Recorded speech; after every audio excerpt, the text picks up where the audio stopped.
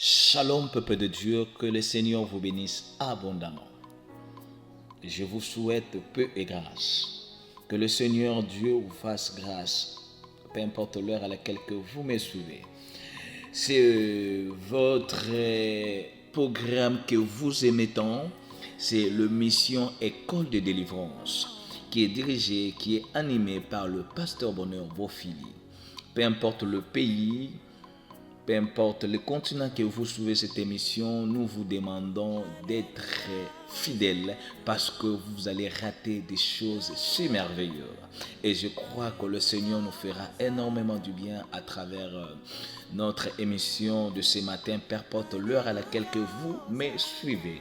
Et je crois qu'aujourd'hui, nous allons partager un thème qui est très important, un thème qui est très délicat pour la vie et une conduite dans la vie chrétienne. Et nous allons partager sur un thème intitulé « Pourquoi Satan a-t-il rempli ton cœur ?» Je disais « Pourquoi Satan a-t-il rempli ton cœur ?»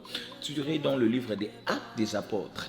Prenez vos agendas, prenez vos Bibles, prenez vos smartphones. Nous allons lire la parole de Dieu. Nous sommes dans le livre des Actes des Apôtres, chapitre 5. Je peux commencer le premier verset jusqu'à ce que vous pouvez même continuer et comprendre les textes. Voici, je lis la parole de Dieu par le nom puissant de notre Seigneur Jésus. Cependant, un homme appelé Ananias avec Saphira, sa femme, vendit une propriété et garda une partie du prix en accord avec sa femme. Il porta le reste et le déposa aux pieds des apôtres.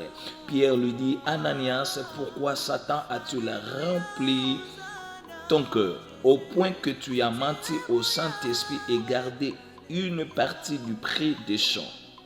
Que le Seigneur vous bénisse. Juste pour argumenter notre message, juste pour aussi qu'une bonne compréhension du texte, on peut encore ajouter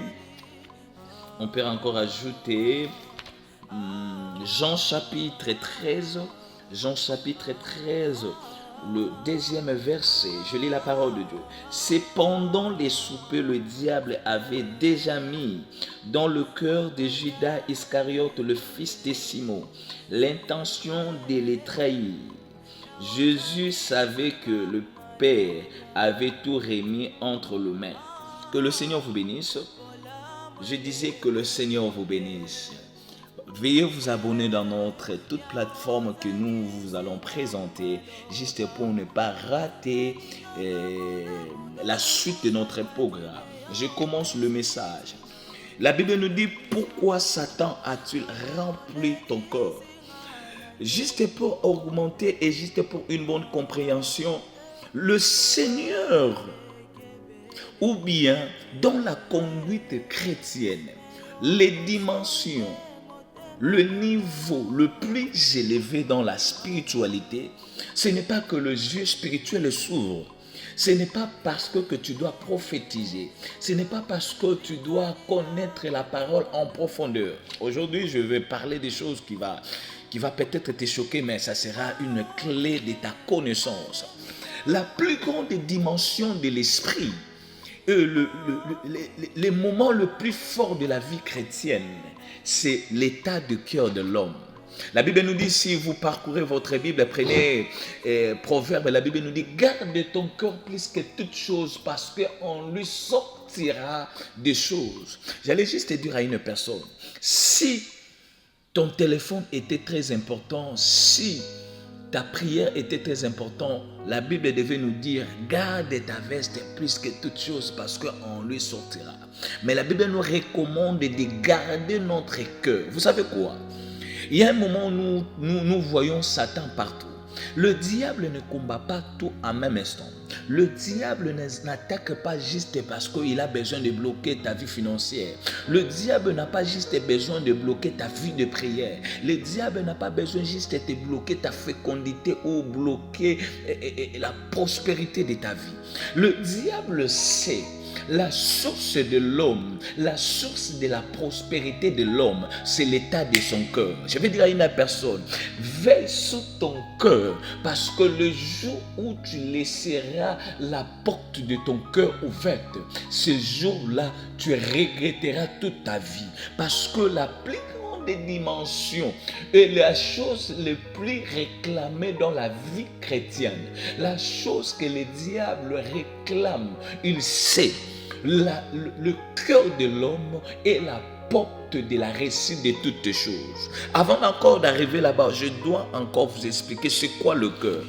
Ce qui concerne le cœur, c'est une partie du corps qui est sensible. Je vais dire à une personne, même à l'hôpital, pour qu'on décrète que la personne est décédée, la personne est morte, on doit regarder le battement de son cœur. Oh God, je pense que tu pourrais me dire un amen. Ça veut dire que lorsque le cœur arrête de se battre, ou bien arrête de donner la force dans le corps, ça veut dire que la personne n'est plus en vie.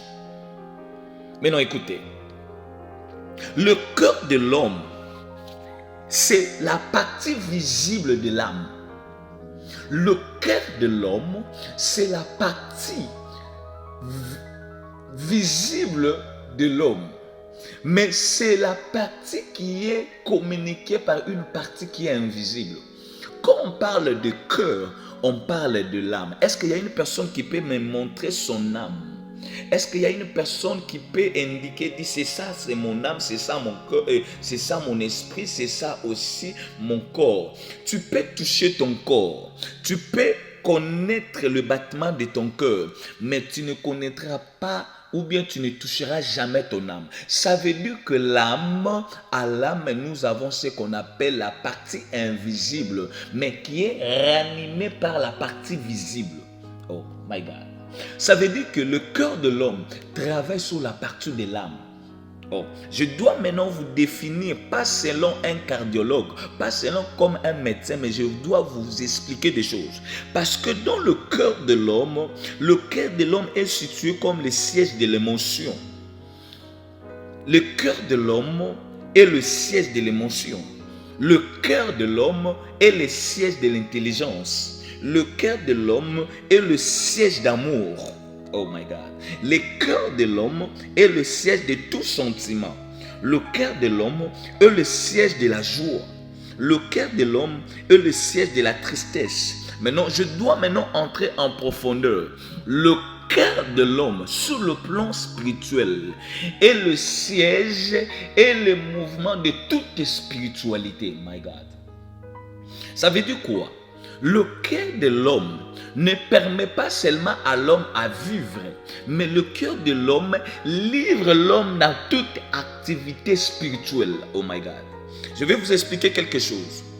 Dans le monde spirituel ou bien dans le monde de la sorcellerie, parce qu'ici nous sommes dans le col de délivrance, pour devenir chrétien et pour devenir sorcier consciente, c'est le jour que tu mangeras la viande humaine. Et ce jour-là, on t'enlève les qualités de cœur humain, on te place, on te met et on va mettre le cœur d'un sorcier. Ça veut dire aussi, dans la dimension, dans les niveaux le plus élevé de la spiritualité, tant que chrétien, on ne monte pas parce qu'on gêne, on monte parce que le cœur est placé sur le trône de grâce. My God. Ça veut dire que le jour que ton cœur va te ramener la pensée divine, la pensée de Dieu. Tu commences à communiquer avec Dieu, avec ton cœur. C'est le jour-là que tu deviens le chrétien le plus authentique. L'authenticité spirituelle ne vient pas parce que tu parles en langue. L'authenticité spirituelle ne vient pas parce que tu es en train de voir des visions. L'authenticité spirituelle commence le jour que ton cœur s'est converti devant Dieu. My God. Ça veut dire que Dieu ne se communique pas avec l'homme à travers les yeux, à travers les oreilles. Il communique d'abord avec l'homme à travers son cœur. Ça veut dire que le cœur de l'homme, c'est la partie qui se connecte du trône de grâce.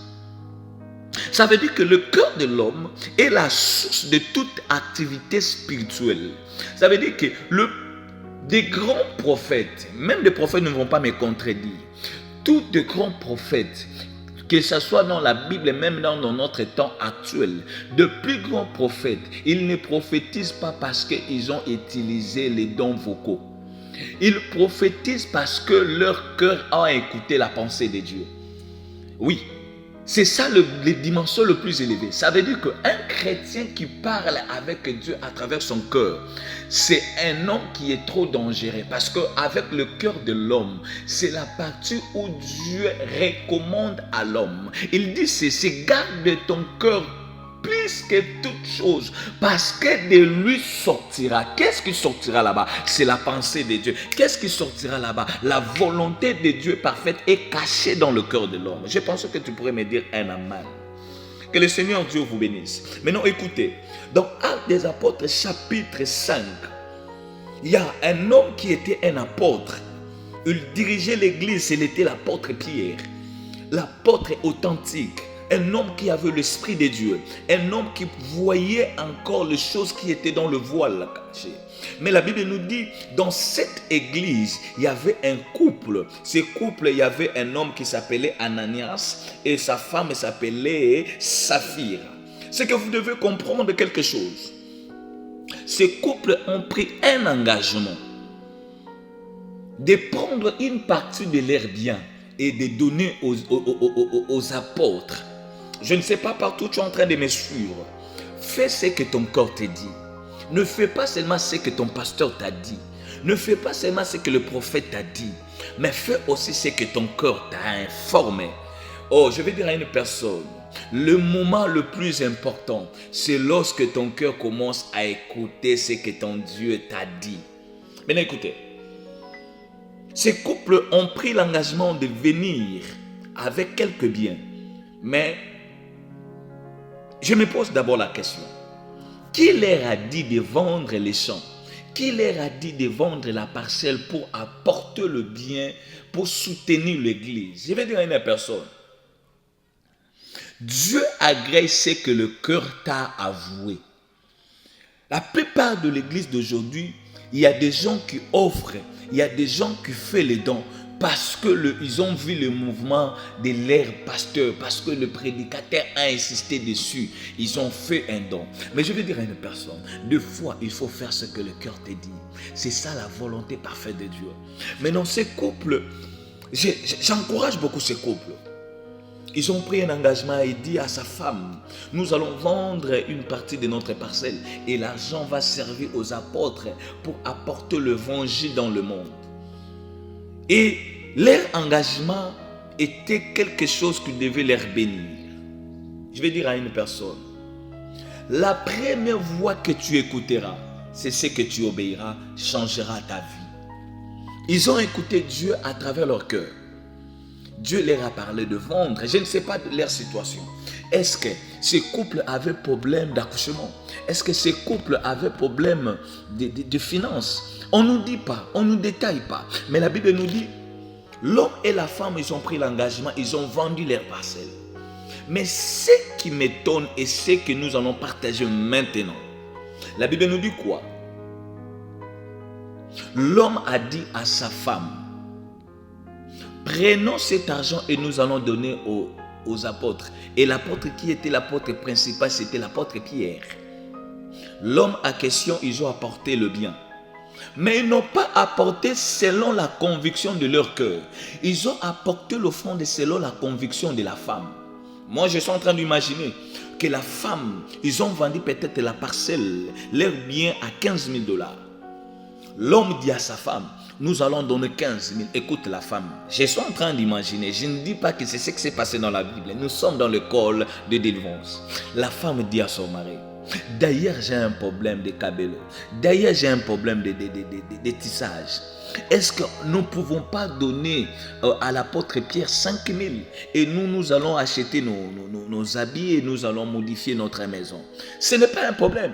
Faire pour leur satisfaire, ce n'est pas un problème. Mais le problème est que c'est un engagement qu'ils ont pris en secret avec Dieu. L'apôtre Pierre n'avait même pas dit que vous allez vendre. Ce n'était même pas une obligation. C'est le Seigneur qui leur a dit. Maintenant écoutez.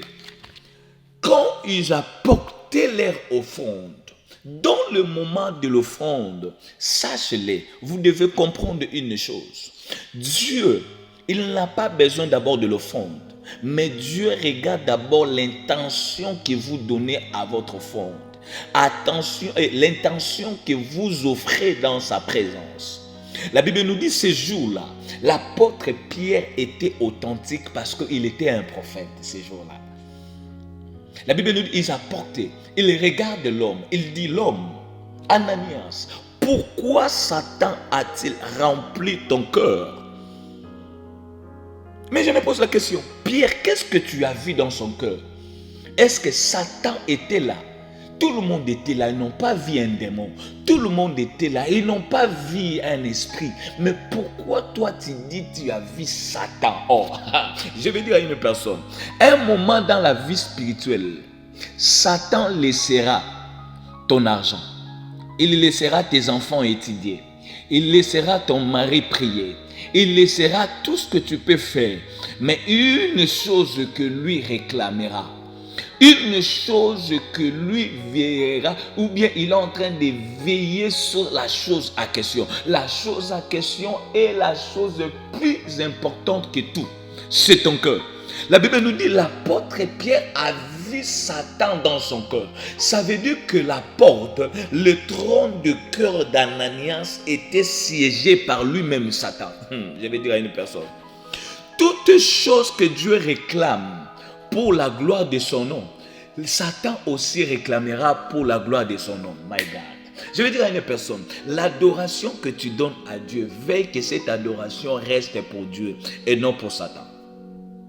Ça veut dire que Satan a laissé tout ce qui était bien, mais Satan a réclamé le cœur d'Ananias. Il lui dit, apôtre Pierre a dit ceci, pourquoi as-tu laissé Satan remplir ton cœur au niveau de mentir même le Saint-Esprit? Oh my God, oh Jésus-Christ est bon. Imaginez-vous, l'apôtre, il révèle les deux choses que beaucoup de prédicateurs ne nous l'expliquent pas. La première des choses, il dit jusqu'au point de mentir au Saint-Esprit. Je me pose la question, d'où était le Saint-Esprit? Le Saint-Esprit était où quand Ananias mentait, quand Ananias il faisait des choses? Je vais vous dire une chose. C'est lui qui a reçu Jésus. Il a reçu le Saint-Esprit, il a reçu le Père. Ça veut dire que le trois personnes habitera dans ton cœur. Le trois personnes habitera dans ton esprit. Ça veut dire que quand il prenait l'engagement, quand Dieu mettait la pensée de gloire dans son cœur, de vendre une partie des champs pour amener à l'église, c'était le Saint-Esprit qui lui disait, oh, je suis en train de dire à une personne, le Dieu qui crée en nous le vouloir et le faire, ce n'est pas un Dieu qui est mensonger, mais c'est un Dieu véritable.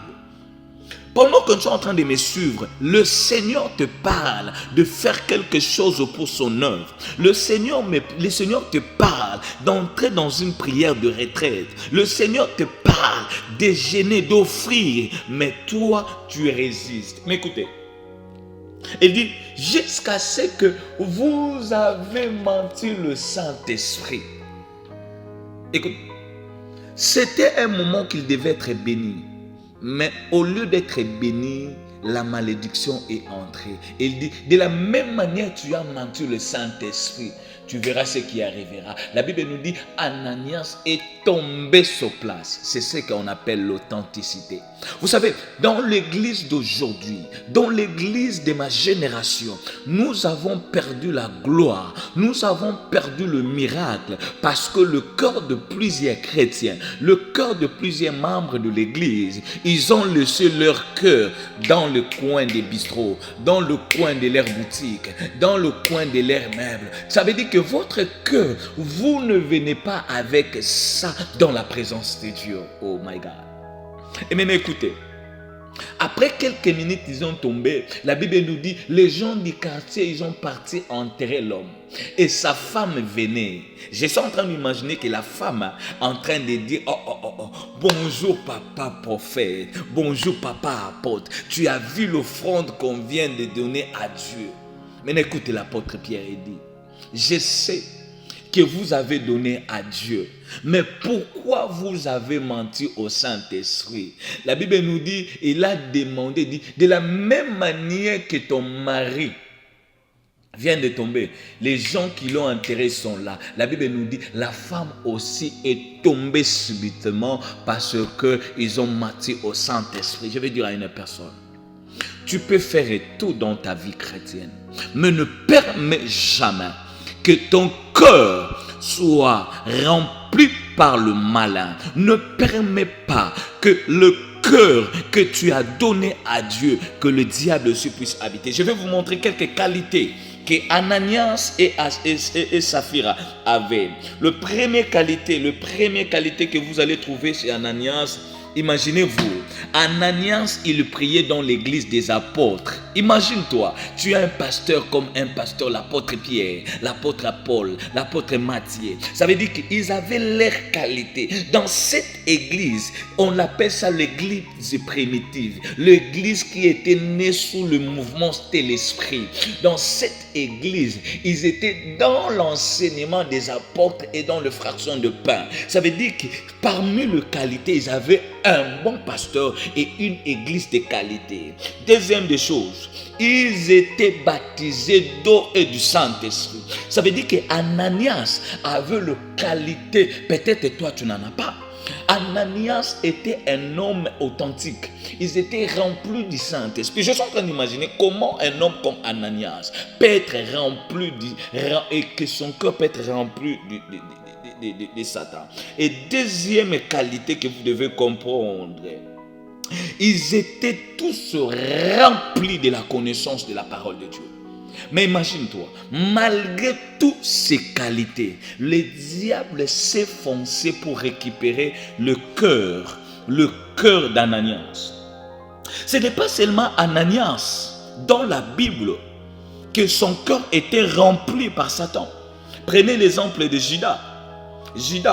Je vous ai parlé de Jean chapitre 13 verset 2. La Bible nous dit, pendant le moment de soupe, le diable avait mis la pensée de trahir Jésus. Oh, je dis bien, pendant le moment de souper, ça veut dire qu'ils étaient dans une table, ils mangeaient. Judas n'avait pas la pensée, malgré que la Bible nous dit qu'il était parmi des gens que Dieu avait préparé le plan pour trahir Jésus. Mais pour accomplir ces plans, Satan a manigancé par des choses qu'ils avaient mangées. Ça veut dire que fais beaucoup attention. La chose que tu mets dans ta bouche peut changer ton attitude et ton cœur. Je pense que tu pourrais me dire un amen.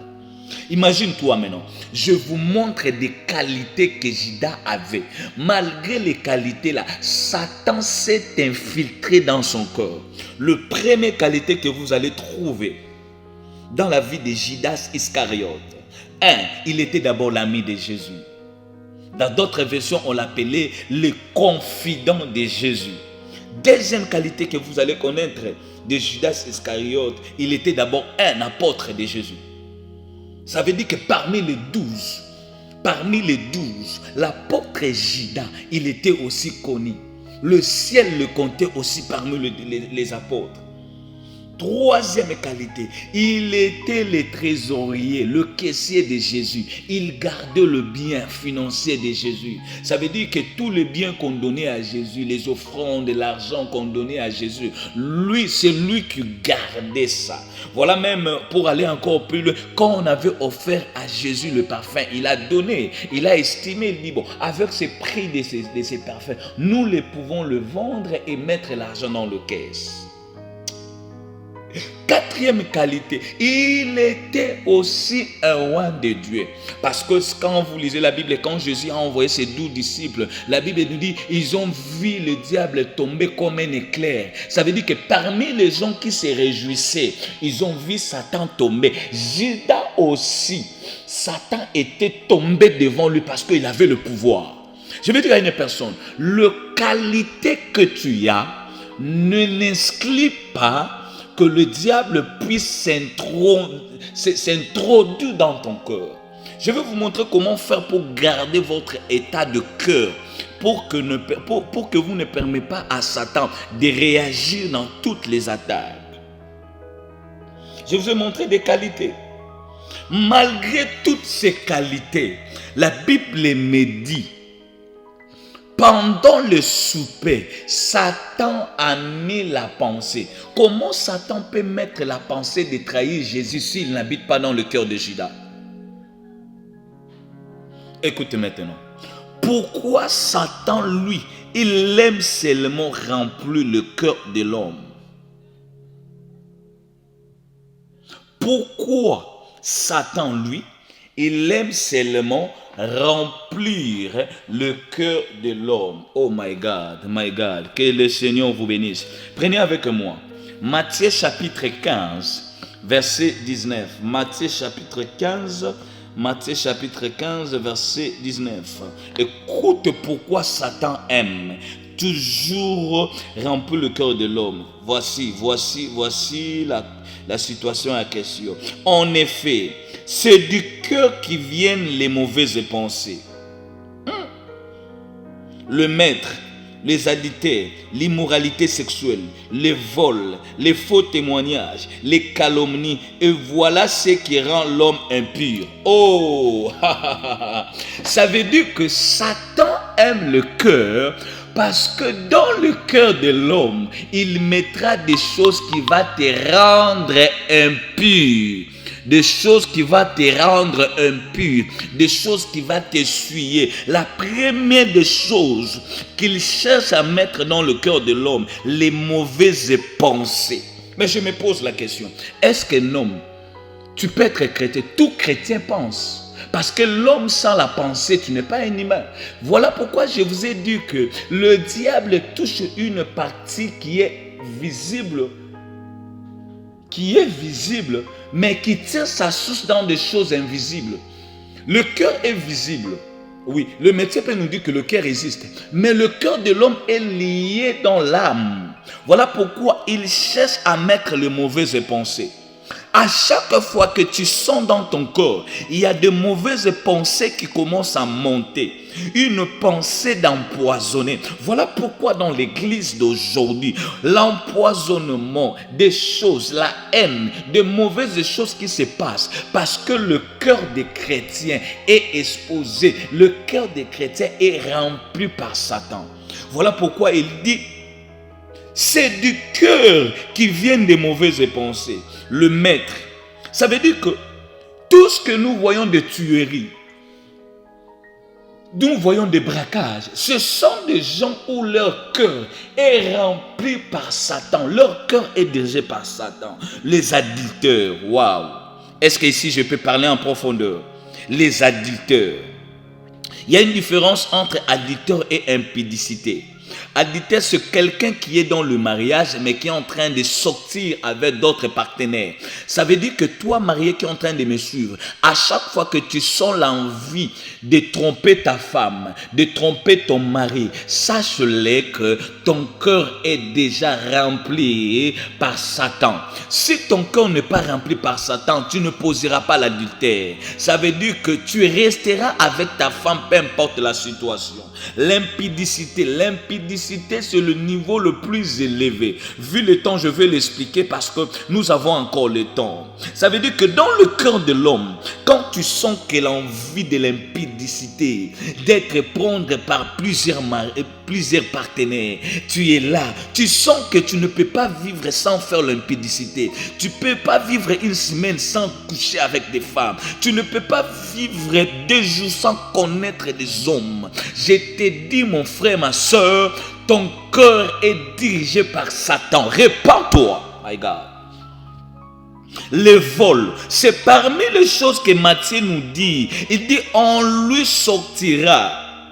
C'est du cœur qui sortira le vol. Ça veut dire que quand tu voles, ce n'est pas toi, la volonté de ton cœur qui t'a livré dans le vol. Voilà, ici, le faux témoignage. Oh, comment toi tu peux témoigner quelque chose que tu n'as pas su, que tu n'as même pas de preuve? Ça veut dire que nous, des chrétiens, n'entrez pas à témoigner quelque chose d'un pasteur. Si ton cœur ne te dit pas de le faire, ça veut dire que toi, ton cœur est déjà livré. Maintenant, écoutez. Comment Satan travaille pour remplir le cœur de l'homme? Comment tu peux avoir le Saint-Esprit? Tu peux avoir la parole de Dieu. Tu peux craindre Dieu. Je vous ai parlé. Tous ces gens-là, tu peux avoir tant de qualités. Mais comment conserver ton cœur? 1. Le diable, il enlève une sémence qui nous protège contre toute attaque. Le diable, il enlève la sémence à question. La sémence à question, c'est quoi? C'est tiré dans le livre de Matthieu chapitre 13, verset 19. La Bible nous dit, nous sommes, Jésus est en train de dire, c'est comme dans un champ. Le semeur est en train de mettre une sémence dans la bonne terre. Mais le diable, lui, il prend cette sémence, peut-être, oh my God, est-ce que tu es en train de me comprendre? Il enlève en vous la sémence qui vous protège. La sémence qui nous protège contre toute attaque, ce n'est pas le jeûne et prière. La sémence qui nous protège que Satan ne puisse pas entrer et diriger notre cœur, ce n'est pas seulement la prière. Ce n'est pas seulement le jeûne. La chose à question qui nous protège contre toute attaque, c'est la parole de Dieu. Oh my God. Je pensais que tu pourrais me dire un amen puissant. Je sens qu'une âme qui doit être sauvée. Je sens que je dois parler à une âme. Quand tu sens en toi que la pensée, le goût d'écouter la parole de Dieu est en train de diminuer, sache-le que le diable est en train de préparer une bombe de retardement dans ta vie. Prenez avec moi. Comment faire si le diable a déjà occupé ton cœur? Prenez avec moi. Psaume 11 à 10. La Bible nous dit quoi? Psaume 51 à 10.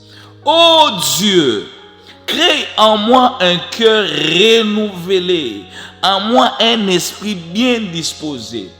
Toi qui es en train de me suivre, tu sens que ton cœur est rempli par des choses que je viens de citer, par des choses que je viens de parler. Tu vas faire cette prière avec moi. Répète avec moi, ô Dieu, je te donne ma vie.